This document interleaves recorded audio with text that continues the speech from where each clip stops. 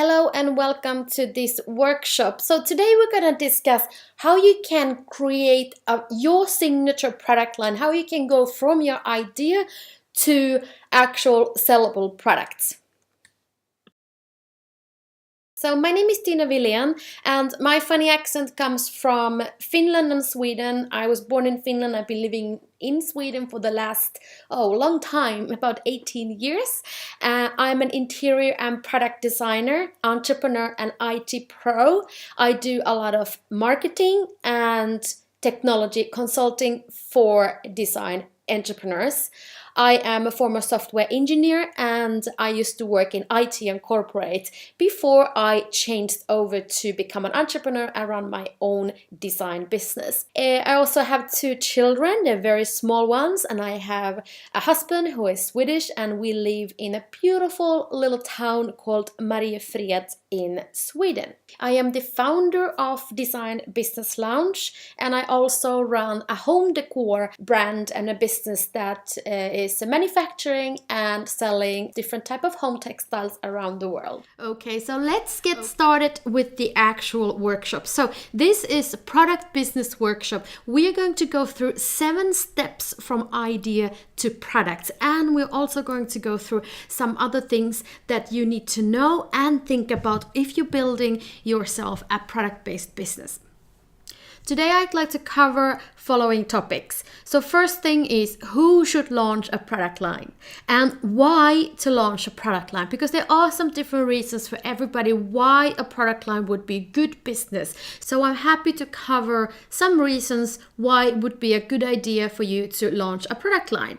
Also, we're going to cover what questions you need to ask yourself before launching a product line. And last but not least, we're going to go through those steps that I talked about, how to go from your idea to sellable products. Who should launch a product line? Maybe you should consider launching a product line if you are, for example, an interior designer, a decorator, or stylist. It means that you're already working with your clients, you offer services, you might be an architect, you might be a product designer, you maybe are a creator of some sort, you might do some handcraft, you might be an artist, and you have some products and you would like to monetize them, you would like to sell them on a bigger scale.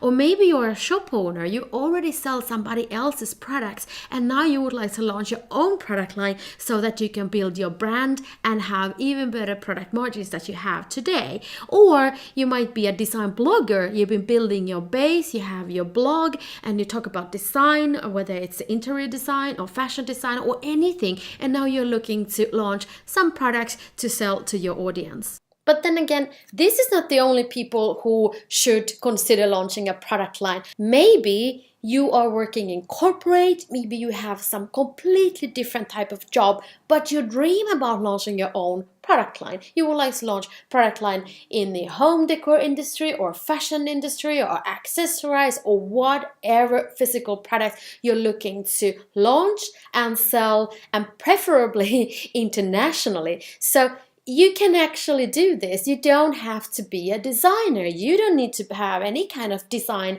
education in order to launch your own product line. So I can tell you, I'm an engineer. When I started my own product line, I didn't have any kind of design education or any kind of design background. I just decided that I want to work with home decor products, and that became home textile products mainly. So I launched my product line, and that was a couple of years ago, and now today we are selling in almost 18 countries worldwide.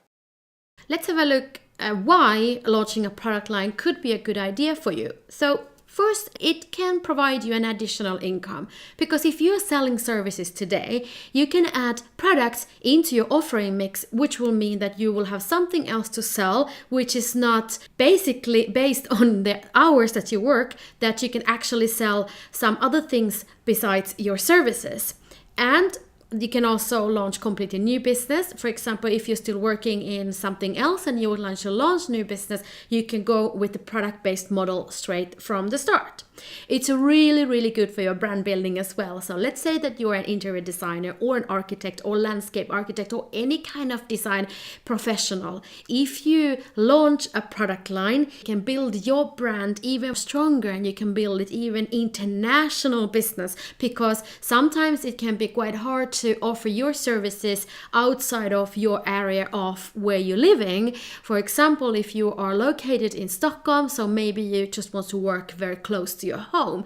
But if you have a product-based business, you can actually sell in US, you can sell in South Africa, you can sell in Australia. There's really, really no limitations to where you can sell your products and how many products you can sell and to which different customer markets. And then of course you can do a lot of interesting cooperations with different type of retail stores and different type of manufacturers when you have your own product line. Let's have a look at some questions you should ask yourself before you start planning any kind of a product line. So first question would be, why do you want to start a product line? What real reasons do you have to start your own product line?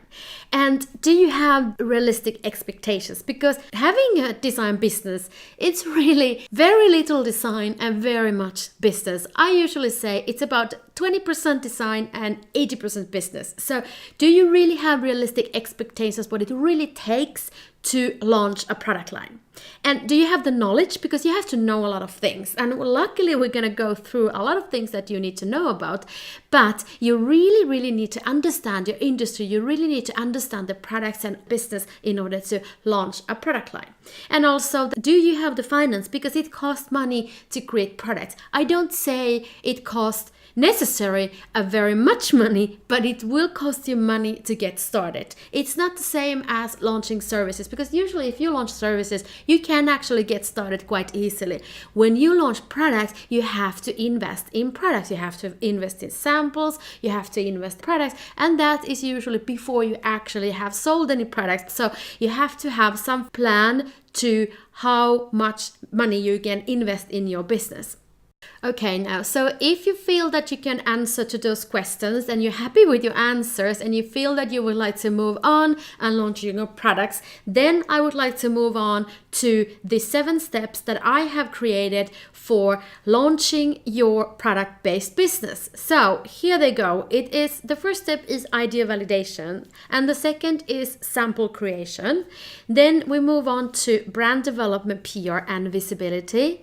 The next step is marketing. Then comes manufacturing, logistics, and lastly, the sales. And now we're going to have a look at this first step here, which is idea validation. So the first step in idea validation is that you create a mood board or some kind of visual presentation of your ideas. What is it that you would like to create, and what kind of different product ideas you have, and the style, what kind of style you would like to have for your products. And then you create an overview of your competitors. If there is competition in your marketplace, that's a good thing. Remember this, competition is always a good thing. So if you can find competitors, you can figure out what they do and how they sell and what kind of products they create, and then you can create your own unique selling proposition where your products would be different to their products. So design this mood board or vision board and put down really carefully what exactly you want to start with, because usually you start with 1-2 products and then you can grow your collection, you can grow the offering while you grow your business. So what is it that you want to start with? This is usually the thing that you will become known for. So it's very important you get this right, that you actually create something that is memorable, that really communicates your brand and really communicates your style. And once you have really nailed your idea and your vision, what you would like to create, you can start validating your idea. And most people actually do this quite wrong, because they will go to their friends, their family members, their partners and ask, what do you think about this? And the good thing about the family members and friends that they usually want the best for you. So they usually say, yes, it's a very beautiful thing, you should go for it. But that might not always mean that there actually is a market for it. So it's really, really important that you do some competitor analysis first. You can see what they sell, what price points, where they sell, and how is it going for them. And then you can create interest before you have anything to sell. You start asking questions, you start asking the right people, the right questions. That would mean not necessarily your partner, but the actual customer you want to buy your products. So in order to do that, you have to define and find your dream customer. So who is the one who's going to buy your products once you have the products? For example, if you want to sell to different kind of retail stores around your country or internationally, well, then you have to contact them and ask them, what do you think about my products? Do you think your customers would like them? The similar ways, if you're going to go to directly to consumers, start asking consumers, start asking your followers, your people you have around you, what do you think about this? Do you think this would make a great product? So in order to do this, you need to define what sales channels you're going to utilize. So would you like to sell through interior designers? Would you like to sell through retail stores? Would you like to sell through online store directly to consumers, and so on? Once you know that, you actually know who is going to be the buyer, and you can start asking them questions about your vision and the mood board that you have created. Contact these potential buyers and ask them questions. Ask them what they sell, at what price points, what is not selling, and all these questions. I'm sure they are really happy to answer your questions, specifically if you tell them that you are about to launch this product and you would like them to become your customers and your partners. And what you can do is that you create very simple sales materials so that you can present your ideas to these potential buyers. And of course, you need to create samples, which brings us to this sample creation. Next step, find a manufacturer that is willing to create samples for you. You create the design files and specifications, and then you talk with this manufacturer. You need to start building a good relationship with your manufacturers.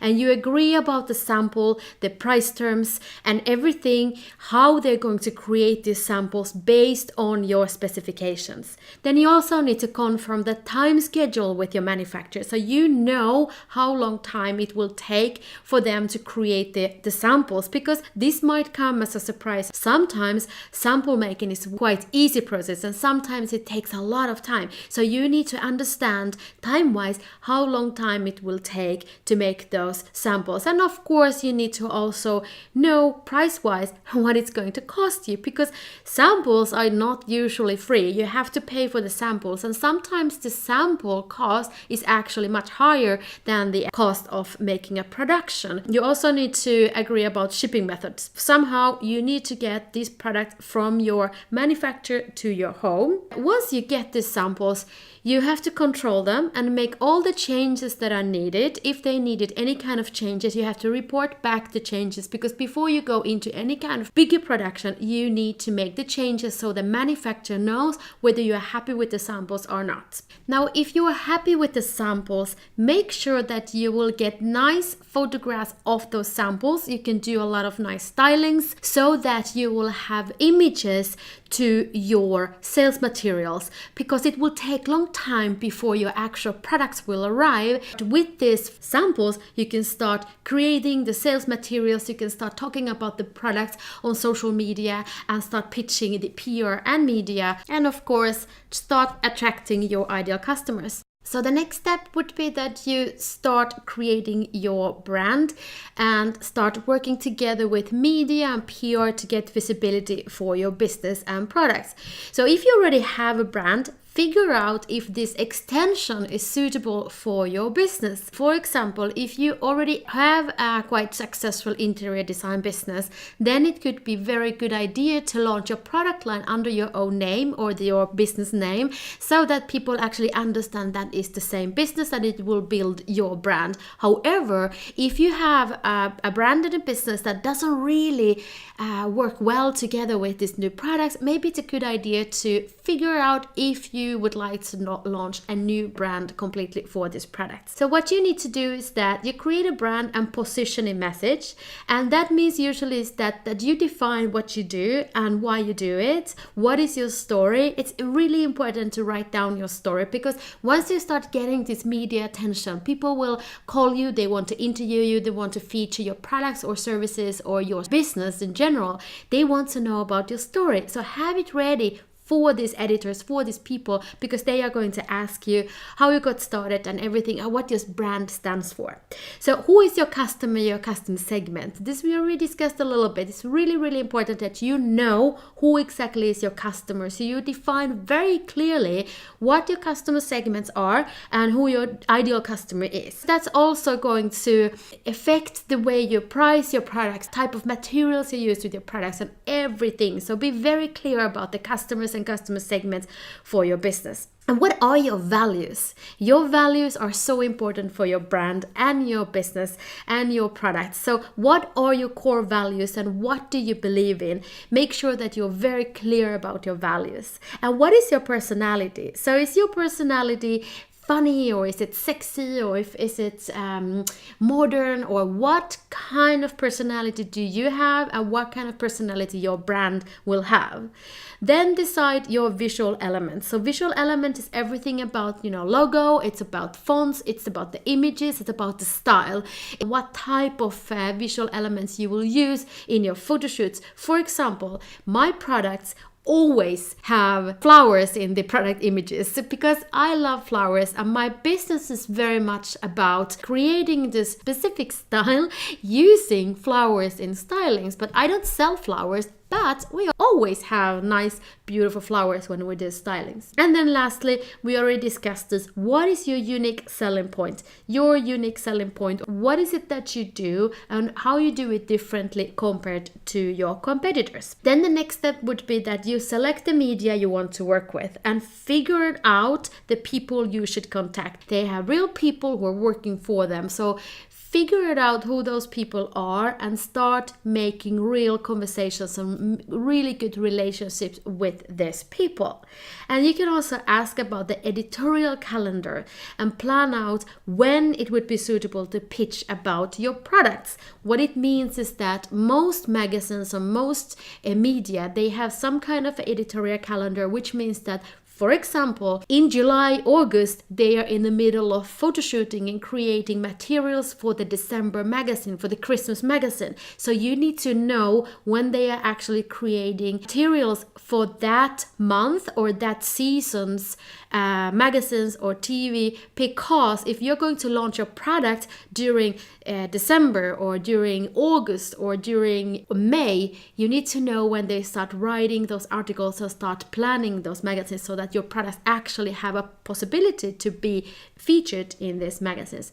And then when you know all this, then you select those editors and then you contact them and then you pitch to them. Let's go over to talk about marketing. Marketing is fairly simple. It is about identifying who you want to sell to, and then you need to know where you can find them. You need to know where they hang out so you can find them, and you need to figure out what they want so that you can serve that to them. So it's fairly simple, but of course it's not always easy to do this. So that's why we're going to talk about marketing now.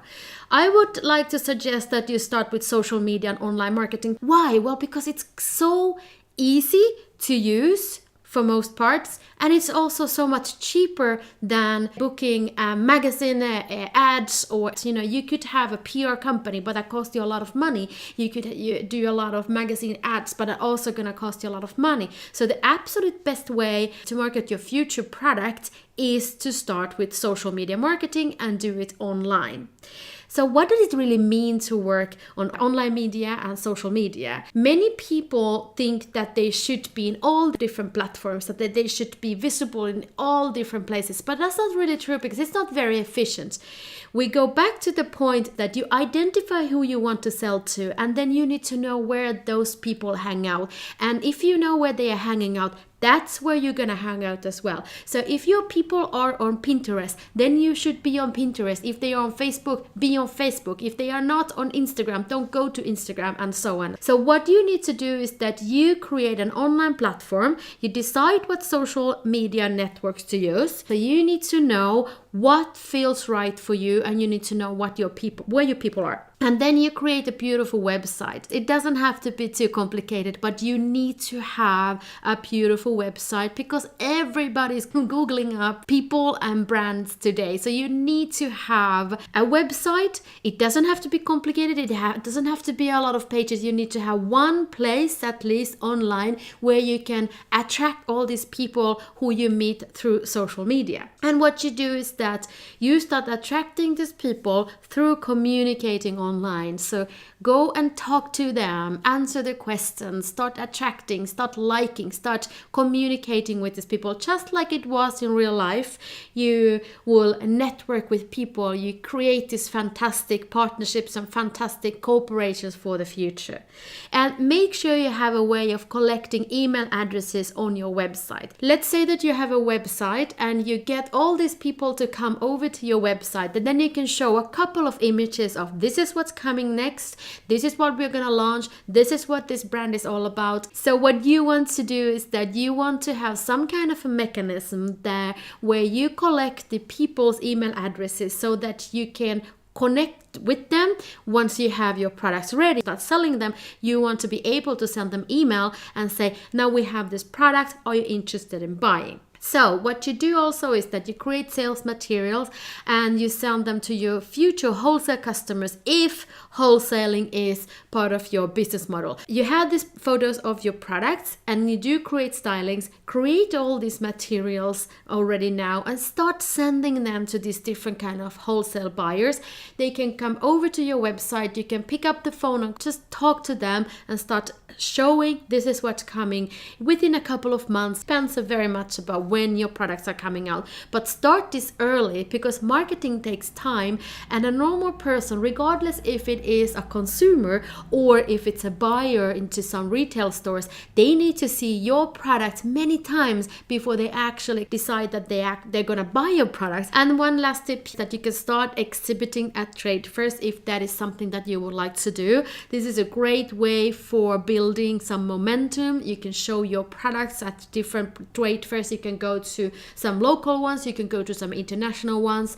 The prices are quite high, specifically if you want to go to the international ones, but still that might be a great way to really kickstart your launch process. All right, so let's go into manufacturing. This is what you've been waiting for a long time, isn't it? Okay. Manufacturing is, let me put it this way, it's a lot of fun. It's a very important factor in your product business. You need to have really good manufacturers. You have to have really good relationships with your manufacturers. And this is regardless if you're going to manufacture clothes at home. For example, if you want to do your manufacturing rounds in Europe, or if you want to do it in Asia, it doesn't really matter. You need to have great relationship with your manufacturers. And this is something that never comes without a little hiccups, let me put it this way. Something happens and there are deadlines and there are things that are miscommunication and misunderstandings. So many things that can happen with your manufacturing process. So it's very, very important that you actually put some effort into this one, because in product-based businesses, manufacturing is something that you're going to put on a lot of money as well. So you're gonna start working on your collection. You already have the people who are going to manufacture your products, and you don't have to necessarily to work with the same people or the same manufacturers that are creating your samples.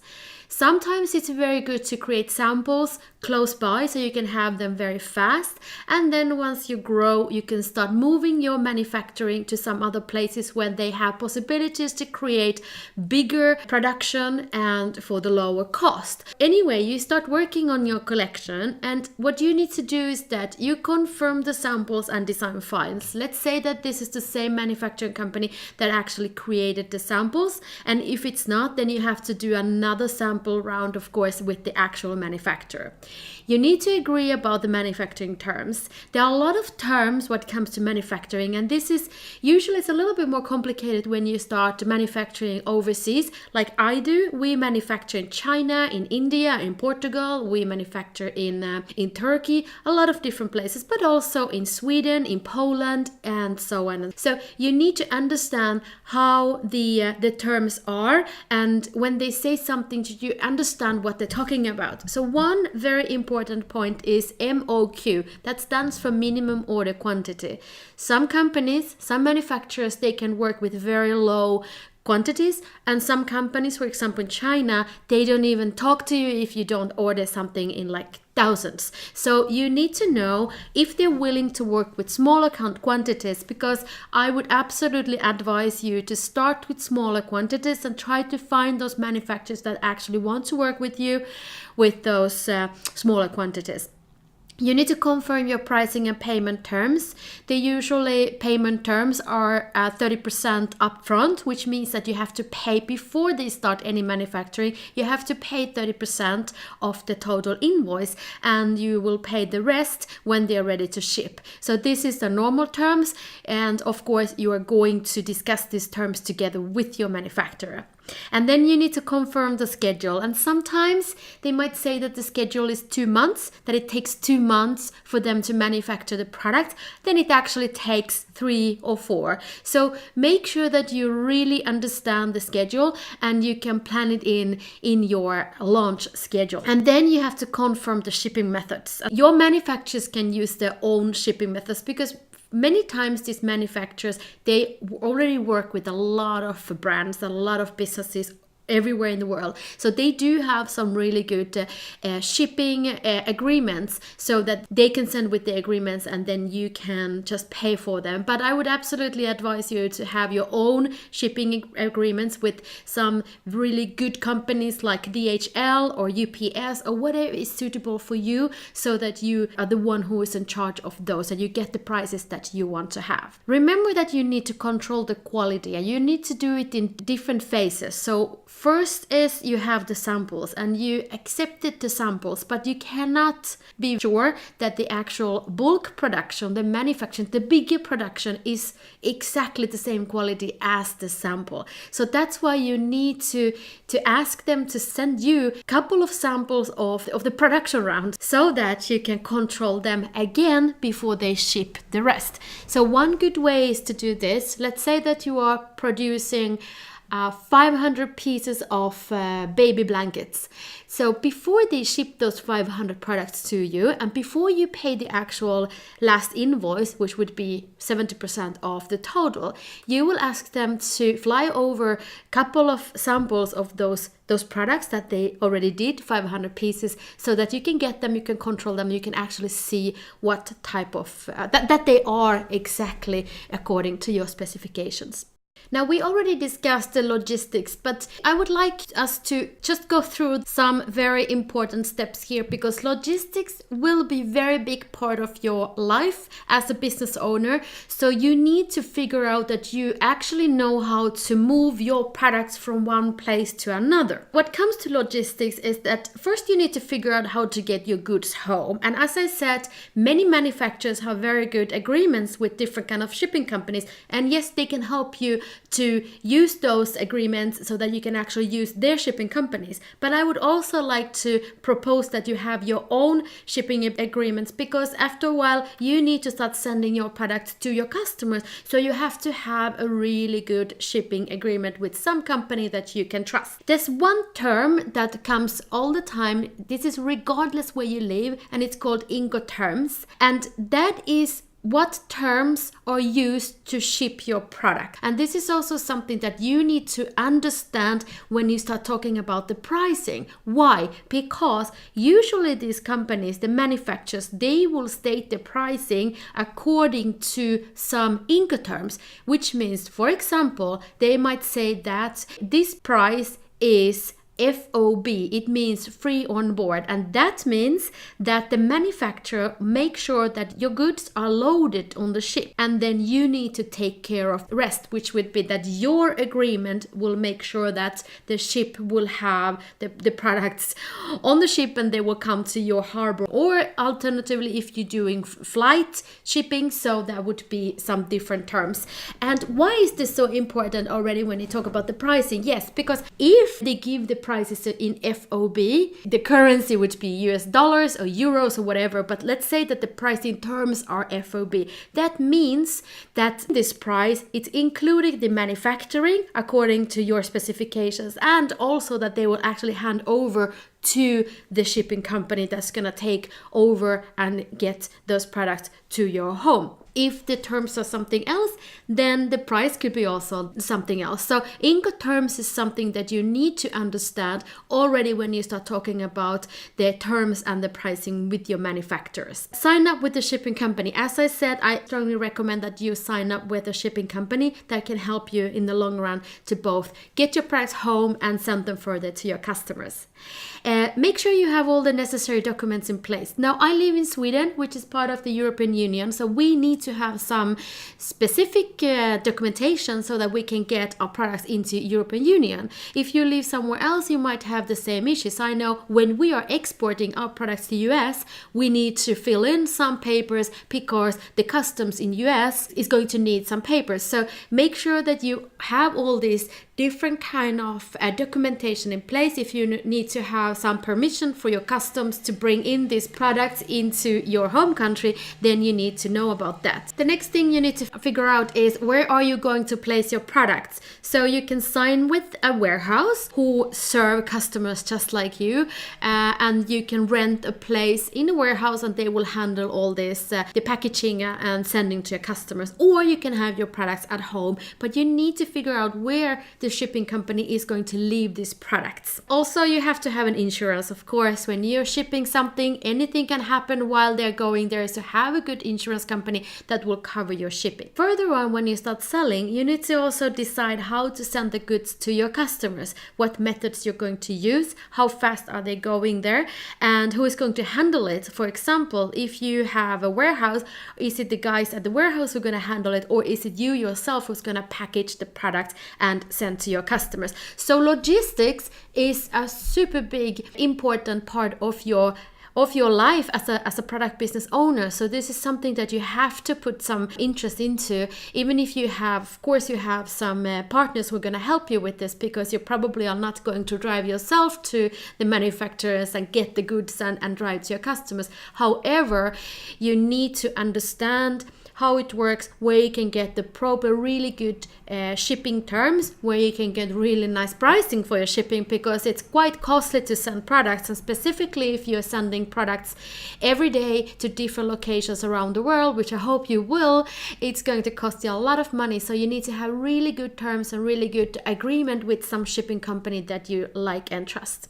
So when it comes to sales, it's very important that you decide what different sales channels to utilize. With this, I mean, for example, if you're going to sell through retail directly to the consumers, or if your brand is only for the trade, so you only serve the architects or the interior designers, or if you're going to sell to retail stores. So what is your sales model and what different sales channels you're going to use?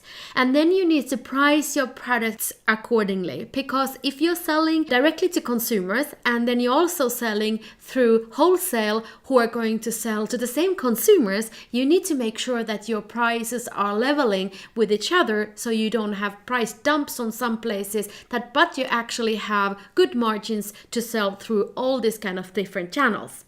And what you do is that you create sales materials for different channels, different countries, and different customer segments. Let's say that you have different customer segments, you have different products for different customer segments, for example, then you need to have different kind of sales materials for these different customer segments. You might have sales in different countries. Well, then you need to have maybe a little bit different type of sales materials, maybe what comes to the language, what comes to pricing, because some countries you want to sell in euros, some other countries you want to sell in US dollar, and then you maybe want to sell in your home country, in your home local currency, whatever that might be. So create the sales materials that really fit into all these kind of different channels and countries and customer segments. Then you need to create order terms. That means that this is what you hand over to specifically for your business partners, the wholesalers and the retail stores that want to buy from you. What are your order terms? Do you have some minimums? Do you package and bundle your products in a way that you, for example, only send 5 pieces of each product? So that's something that you have to create before you start selling. And then you create invoice templates and sign up for an order, stock keeping and invoicing system. If you already don't have that, that is sometimes the same as your bookkeeping system or sometimes it's different. I use a system that does everything. It's an order, stock keeping, invoicing system, and it also does automatically bookkeeping for every month. Make sure that you have the systems in place. You have your invoice template so that your invoices, they look professional when you start hopefully sending them soon to your future customers. And then you can decide if trade fairs are suitable for you. We discussed this thing with trade fairs. I mean, it's a perfect situation, a perfect way to introduce your brand to the market. But also it's quite expensive. So you have to take into consideration which trade fairs would be beneficial for you. And if you want to start doing that, or maybe if you want to wait a little bit with that, do only social media marketing, do only local marketing, maybe you do some trunk shows. So there's so many different ways you can make sales, and the absolute best way is just pick up the phone and start calling around or send email to the buyers that you want to have a look at your products and potentially buy from you. Decide what partners you want to work with. Usually when you go to some different countries, and you can actually start with that right away. I don't believe in that you should first dominate your own home country market and then start launching internationally. Actually, I do not believe in that. My first customers for my brand came from Germany, and that's not Sweden. So it's never been a problem because basically works in the same ways as it works in your home country. But of course, there's some regulations, and there might be something with VITs like we have in Europe, or you might have some other taxes that you need to take into consideration when you're selling to different countries. But it doesn't have to be that difficult. So what most brands do when they start working with international markets is that they sign up with local sales agents. That would be the people who are representing and selling in those different countries or regions that you want to go to. There would be international trade agents or different type of distributors worldwide. And of course, if you're going to sell through online, then you have to start looking at different kind of solutions for your online store. Okay, I hope you're still with me here. Now we are ready with the 7 steps, and I hope you learned something new and still feel that you would like to launch a product-based business. Now, remember we talked about this, that be realistic with your expectations. So, because it takes time to create products. The sampling and production cycle can be very long.